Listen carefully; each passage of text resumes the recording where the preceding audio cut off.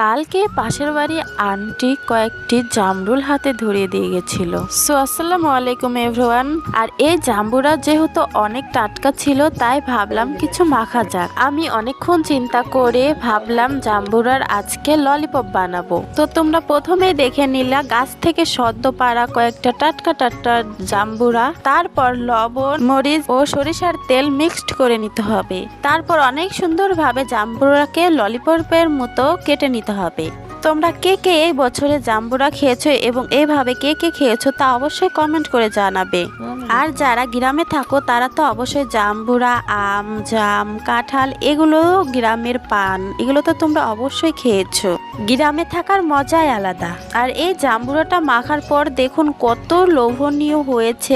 এইভাবে জাম্বুরা বাড়িতে একবার হলেও ট্রাই করে দেখবেন। আর এটা খেতে অসম্ভব মজাদার হয়েছিল। ভালো লাগলে লাইক, কমেন্ট, শেয়ার করতে ভুলবেন না। আল্লাহ হাফিজ গাইস।